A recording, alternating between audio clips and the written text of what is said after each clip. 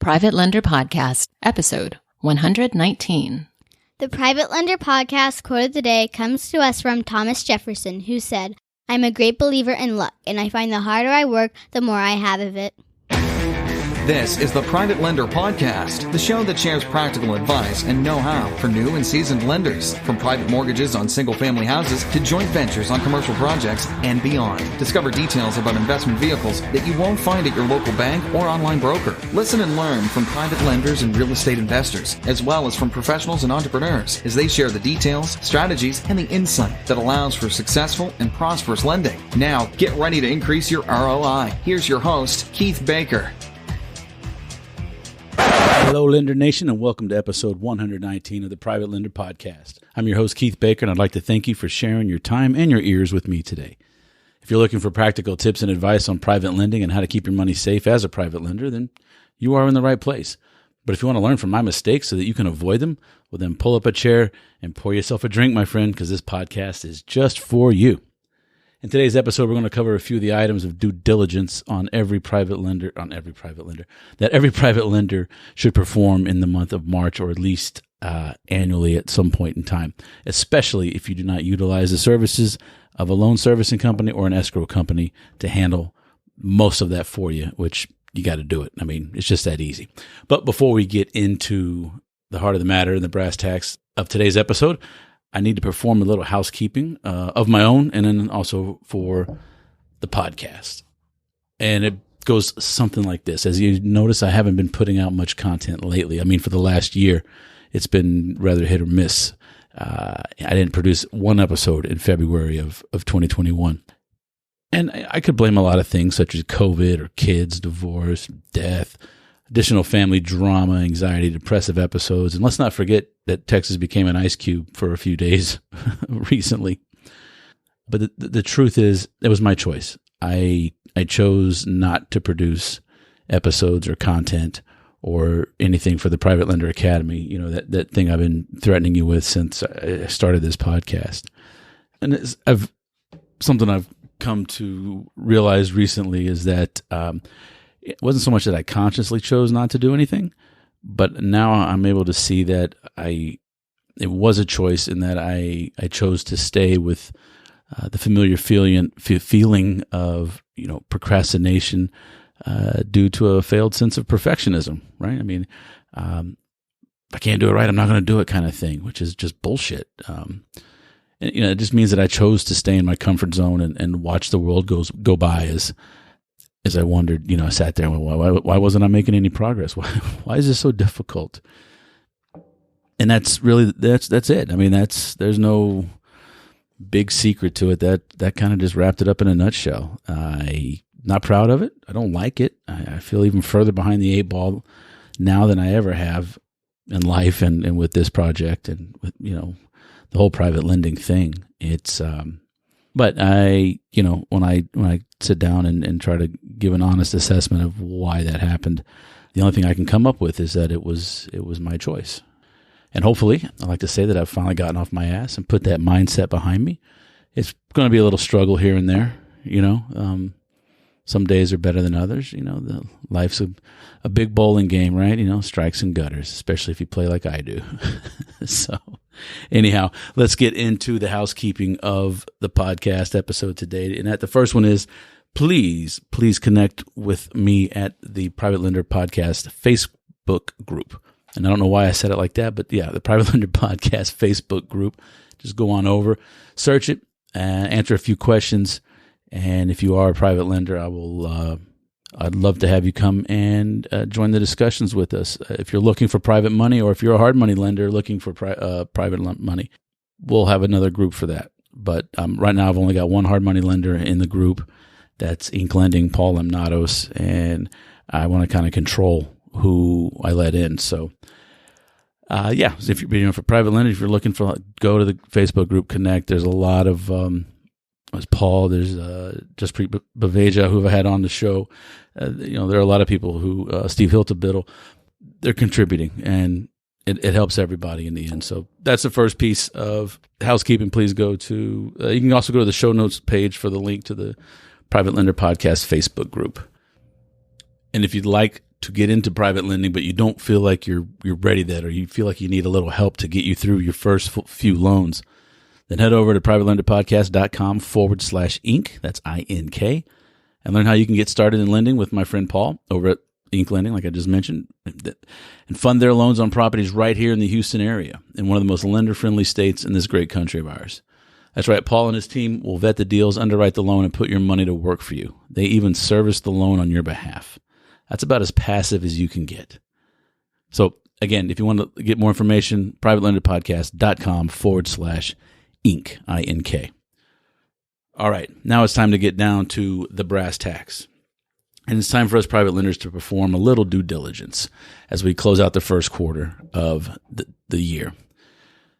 And here's a quick little checklist for you. Number one, did you send out your 1098s, your mortgage interest statements in January? Did you do that?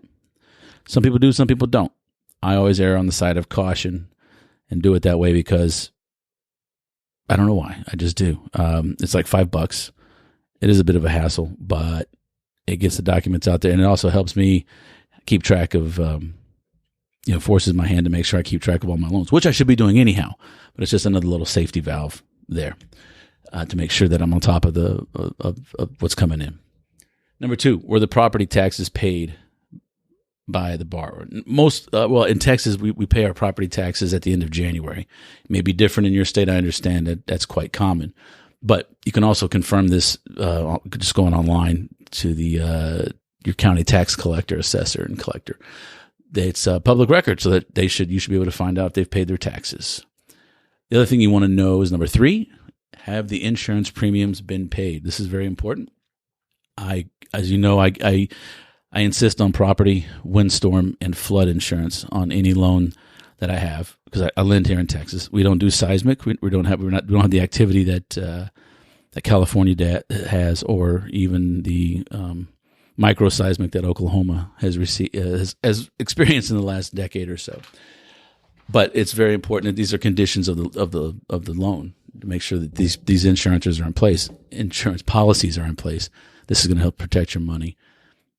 And number four, have they paid the HOA dues? Now, normally this isn't mission critical, but if they don't pay the dues, and I had to take the house back, then when I sell or do whatever, when I take possession, I'd have to pay those myself. I don't want to do that. I want to make sure the HOA dues are being paid. Also, because if the HOA puts a lien on the property, it's going to be subordinate to mine. So there's that. Anyhow, so the 1 through 4 can be performed on your behalf if you use an escrow or a loan servicing company. And that's why I suggest as a private lender, you utilize these services because they make your life easier. And the best part about it is the borrower pays the fees for the service. It's a condition of retail mortgages and all of my private loans that borrowers have to stay current and pay the insurance premiums and taxes. If you have a borrower that's not paying these on time, it might not mean anything. Maybe it's just cash flow is a little tight at the beginning of the year, but if they pay by February or March and they're on track, no big deal. But if they're not paying on time, it could also mean that they are in trouble or quickly arriving at the doorstep of trouble, right? So it's your job to protect your money. Be the CEO of your money and ask why. Very important. Those four, insurance, premium, and taxes especially. HOA and 1098s, not as heavy, but definitely make sure taxes and insurance are paid. And there's one last thing I like to do that escrow companies can't help with, and this is number 5 on your list, and that's at least once a year I like to do a drive-by on the properties upon which I have a lien, and I like to assess the condition of the property. Now, obviously, I want any property that I lend on to be in good condition, but it depends on two factors: the property condition and the property's use or the loan's use, right? So let me break this down a little bit. If I have a loan on a rental property, for example, I want to see that the borrower and the tenant are both maintaining the property's condition and appearance. Curb appeal is very important to me, even with the lower value rentals. And I haven't had, I haven't really truly slumlorded it with like $20,000 properties in some bad areas in Houston, but I've owned a $70,000 property that brought in rent that was less than $1,000 a month. Curb appeal is very important to me because it's usually one of the first indicators of where things are heading. Another example is if I'm loaning to an investor who has sold the property with owner financing, beneath my lien, wrapped my mortgage, my first position. I'd like to see that the buyer is performing the needed repairs. The whole goal in doing that type of transaction is there's two goals for me. It's to spread that out over 2 to 3 years, generally 3 years, so I don't have to work that money for 3 years, which is nice. But also, it helps it shows that the end buyer is fixing up the property. They are improving the property upon which my lien sits.